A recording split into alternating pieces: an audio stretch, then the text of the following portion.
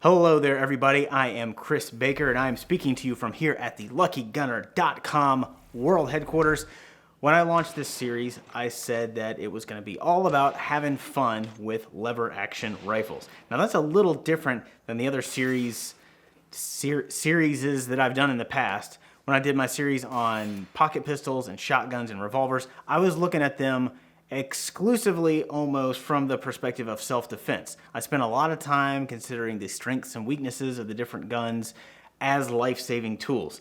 Reliability is always a big part of that. For the lever action series, the topic of self-defense is going to come up from time to time, but it's not going to be the main focus. Even so, I do want to tackle the issue of reliability because this is an area where there seems to be a lot of misconceptions. For whatever reason, lever actions have a reputation for being rugged and tough and reliable. They are the perfect gun for the prepper or the outdoor survivalist. But the truth is that compared to almost any other rifle being made today, lever actions are more delicate and prone to failure. I love lever actions, and we are going to have a lot of fun with them in this series. It's not necessarily fun to focus on all of the shortcomings of something that you enjoy, but today I do feel like I've got to do a little bit of that myth busting. So I'm going to give you 5 reasons why lever action rifles are not as reliable or durable as the prevailing sentiment might suggest. So number 1, survivorship bias.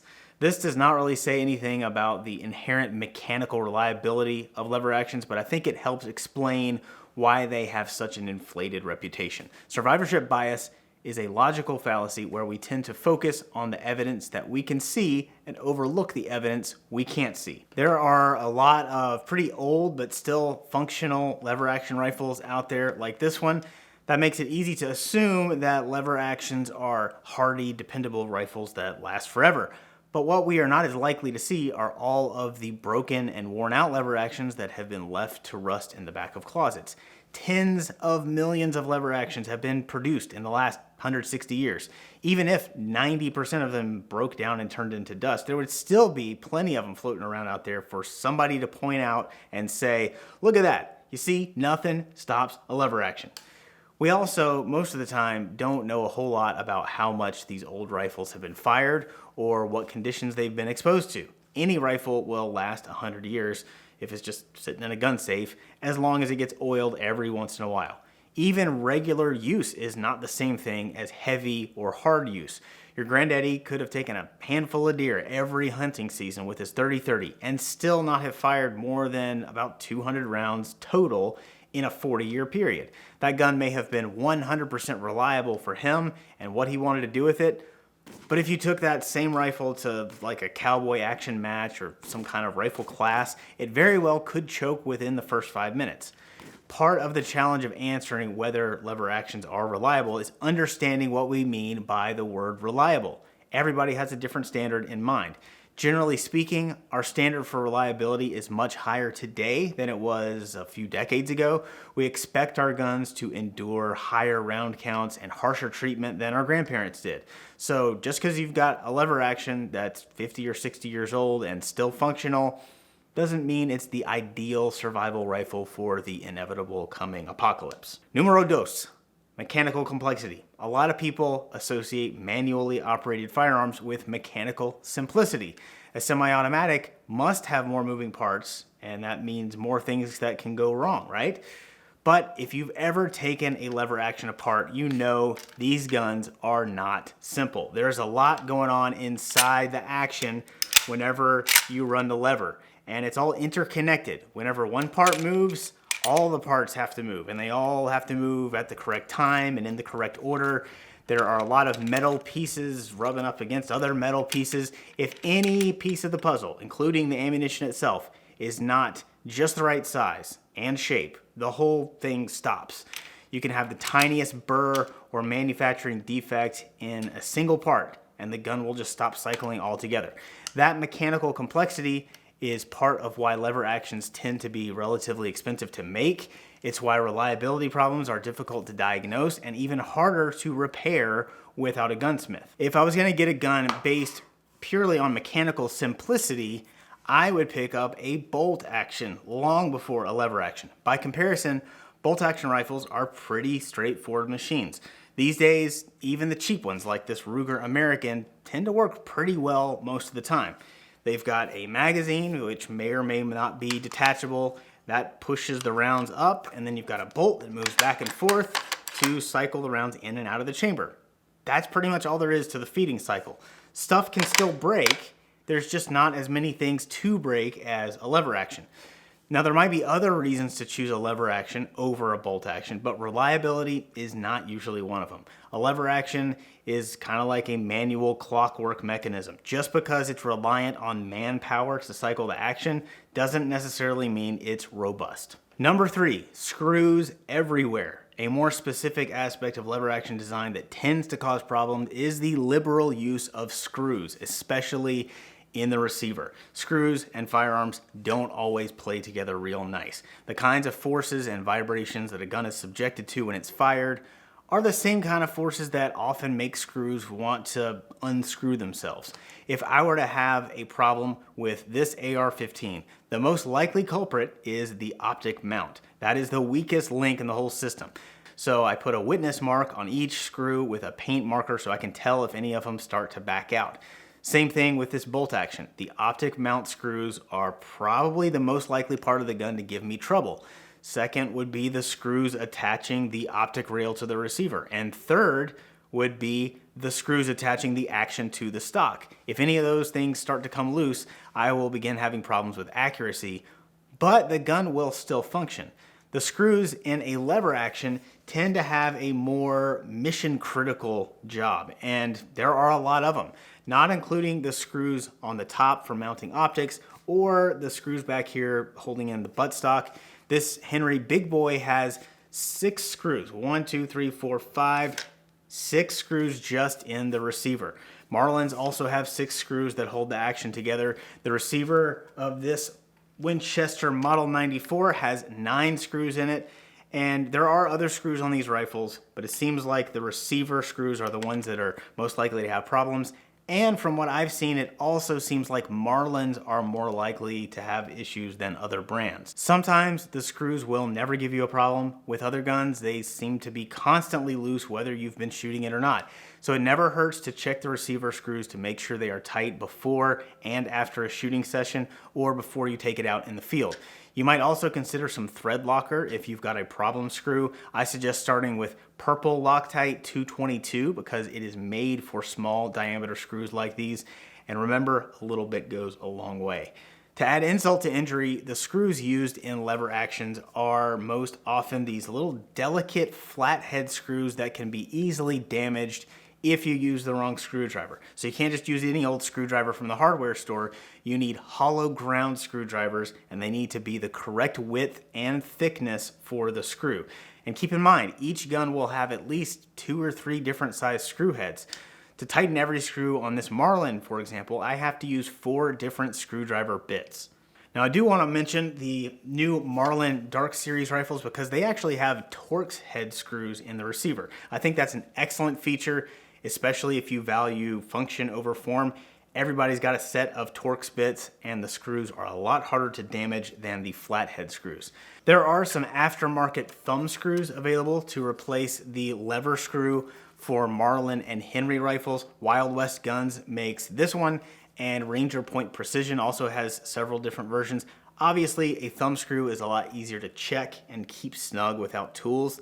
The lever screw is also the only screw that you actually have to remove in order to take out the lever and the bolt for cleaning and maintenance. But with or without the thumb screw, if you own a lever action rifle, you really should invest in a decent set of gunsmithing screwdriver bits for all of the other receiver screws. Number 4, user-induced malfunctions. Any manually operated firearm is only as reliable as the person shooting it. With lever action rifles, there are numerous ways the shooter can induce problems in the firing cycle. The most common by far is short stroking the action. That's when you don't run the lever out completely until it stops, so the gun doesn't get to complete that part of the cycle. Usually you end up with a failure to feed or failure to eject. This will often happen if you get in too much of a hurry or if you are not very familiar with the gun. Some lever actions will not consistently eject if you run the action too slowly, or too quickly. Some will not feed properly if the gun is not oriented just right. They rely on gravity working in a certain direction in order to feed. So if the gun is not parallel to the ground and you're trying to run the action like that, or if it's canted over to one side or the other, then the gun might not feed on the first try. Marlin rifles that have the cross-bolt safety tend to mess people up. With most other rifles, if the safety is on, the trigger won't move, and that's your clue that you've forgotten something. But when the Marlin safety is on, you can still pull the trigger and the hammer will fall. The safety stops it before it hits the firing pin, but to the shooter, it seems like you've just had a failure to fire. So you might just try to cycle the action and try to shoot it again. You could end up emptying the whole gun that way before you realize that you've had the safety on the whole time. It's not uncommon to get a lever action that's picky about what kind of ammo it will run. Now, that's not usually what we think of as a user-induced problem, but I'm going to include it in this category since the user is the one who chooses what ammo to feed it. The most well-known example is probably the 357 and to a lesser extent the 44 Magnum lever actions. They are supposed to be compatible with 38 Special and 44 Special respectively. And usually they are, but a lot of guns are noticeably less reliable and less smooth with the specials. If the overall length of the cartridge is too short, it might move around too much when it's on the carrier, and it seems like that can cause some hiccups in the feeding cycle. Sometimes it's not just the length of the cartridge, but the shape of the bullet that can have an effect on the feeding. Again, with the handgun cartridges in particular, this can be an issue. Some lever actions run a lot more smoothly with round nose full metal jacket ammo than with anything else. Again, just because a gun is manually operated does not mean it's inherently reliable. You still have to give it the right inputs so that it'll do what you want. Number 5, intended use. The lever action rifles made today are just not designed to be subjected to the kind of use and abuse that we take for granted that our modern semi-autos can tolerate. I'm thinking especially of AR pattern rifles here, but really any rifle with a modern military pedigree was designed around certain considerations that were not even remotely priorities for your lever action. Even if all you ever do with your AR is use it to put holes in paper and woodchucks, the design it's based on has been tested and refined many times over so that it'll go thousands and thousands of rounds without any need for attention from an armorer or a gunsmith. It was designed to be disassembled in the field with just a cartridge for a tool. It's been tested in every extreme weather condition imaginable. It's expected to maintain a certain level of accuracy even if the barrel heats up from continuous firing. There is a whole industry of aftermarket AR parts that has been made possible because parts interchangeability was a mandatory requirement of the military. None of that's true of a lever action. If you try to buy a replacement part for your lever action, you might run into that dreaded phrase, hand fitting may be required. They don't tend to work that well if they get dirty. You can't do much to fix them if you don't have a toolbox. Accuracy can go out the window just by resting the mag tube on something when you fire. The very first lever actions that popped up around the time of the Civil War, they were made with military use in mind. Sometimes they're even referred to as the original assault rifles. But even back then, a lot of people believed they were too fragile to be used in that role. They've gotten better and better over time, but we haven't exactly had 160 years of continuous evolution and improvement in lever action design. Most of today's lever actions are still based on those models that came out in the late 1800s. And that's okay, because today's lever actions are made with hunting and plinking in mind, and they are really good at those things. We just have to have realistic expectations if we decide to start treating these guns the way we would an AR. I want to finish up today with a story that I heard recently that I think summarizes all of this pretty well. This comes from Morgan Atwood. He said, quote, I have 2 non-functional Winchesters, a 94 and an 1886, that were my grandfather's. They became his sometime in the 1940s because he did gunsmithing for one of the large ranching concerns in the area, which issued rifles. The practice was to bring him all of the broken ones and take back the best of the fixed ones. He retained the others for parts that he couldn't make, which were few. In that world, at that time, those rifles were ubiquitous and still required a skilled gunsmith and machinist to fix, with only some percentage being easy fixes.